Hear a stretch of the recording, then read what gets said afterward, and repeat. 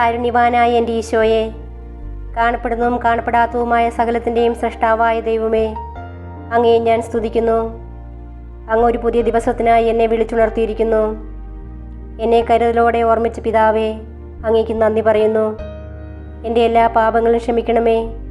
എൻ്റെ ജീവിതത്തിലെ എല്ലാ കുറവുകളും നീക്കണമേ. ശുദ്ധമായ ഹൃദയവും കളങ്കമില്ലാത്ത ആത്മാവോടും കൂടി ഞാൻ ഇന്നായിരിക്കട്ടെ. എൻ്റെ മനസ്സിൻ്റെ മുറിവുകളെ സുഖപ്പെടുത്തണമേ.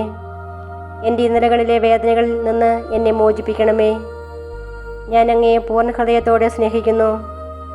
അങ്ങയുടെ വിലയേറിയതും വിശുദ്ധമായ രക്തം എപ്പോഴും എനിക്കും എൻ്റെ ഭവനത്തിനും സംരക്ഷണ വലയം തീർക്കട്ടെ. ഈ ദിവസത്തിൽ ശത്രു എനിക്കായി ഒരുക്കുന്ന എല്ലാ കെണികളും ഭേദിക്കുവാനും അങ്ങയുടെ കാരുണ്യത്തിൻ്റെ അനുഗ്രഹങ്ങൾ സ്പർശിക്കുവാനും എന്നെ അനുവദിക്കണമേ. എൻ്റെ കണ്ണുകൾ നിറയുവാൻ ഇടവരുത്തരുതേ. സന്തോഷവും സമാധാനവും സമൃദ്ധിയും എന്നും ജീവിതത്തിൽ നിലനിൽക്കുവാൻ എനിക്കിടയാക്കണമേ. ആമേൻ. 15-ാം സങ്കീർത്തനം. കർത്താവേ, അങ്ങയുടെ കൂടാരത്തിൽ ആര് വസിക്കും? അങ്ങയുടെ വിശുദ്ധഗിരിയിൽ ആര് വാസമുറപ്പിക്കും? നിഷ്കളങ്കനായി ജീവിക്കുകയും നീതി മാത്രം പ്രവർത്തിക്കുകയും ഹൃദയം തുറന്ന് സത്യം പറയുകയും ചെയ്യുന്നവൻ, പരദൂഷണം പറയുകയോ സ്നേഹിതനെ ദ്രോഹിക്കുകയോ അയൽക്കാരനെതിരെ അപവാദം പരത്തുകയോ ചെയ്യാത്തവൻ, ദുഷ്ടനെ പരിഹാസനായി കരുതുകയും ദൈവഭക്തനോട് ആദരം കാണിക്കുകയും നഷ്ടം സഹിച്ചും പ്രതിജ്ഞ നിറവേറ്റുകയും ചെയ്യുന്നവൻ, കടത്തിന് പലിശ ഈടാക്കുകയോ നിർദോഷനെതിരെ കൈക്കൂലി വാങ്ങുകയോ ചെയ്യാത്തവൻ, ഇങ്ങനെയുള്ളവൻ നിർഭയനായിരിക്കും. ഇന്നത്തെ വചനം.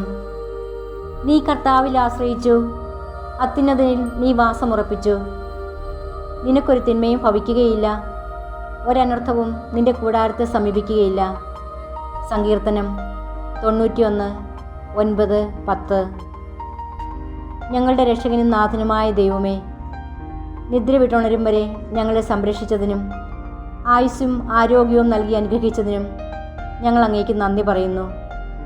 ഞങ്ങളുടെ കുടുംബങ്ങളിലും ഹൃദയങ്ങളിലും ഞങ്ങളായിരിക്കുന്ന ഇടങ്ങളിലും സന്തോഷവും സമാധാനവും അനുഭവിക്കുവാൻ ഞങ്ങൾക്കിടയാക്കണമേ.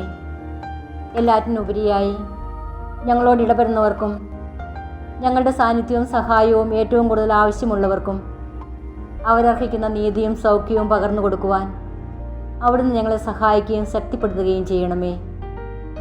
പുൽക്കോട്ടിൽ പിറന്ന ഉണ്ണിയേശുവേ, അങ്ങയെ ഞങ്ങൾ ആരാധിക്കുന്നു. ആമേൻ.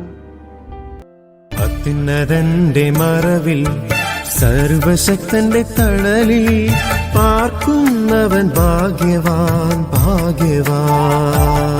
എന്റെ സംഗീതവും കോട്ടയും ഞാൻ ആശ്രയിക്കും ദൈവവും നീ മാത്രമെന്നു കർത്താവോടേറ്റു ചൊല്ലിടും, അവനേറ്റു ചൊല്ലിടും.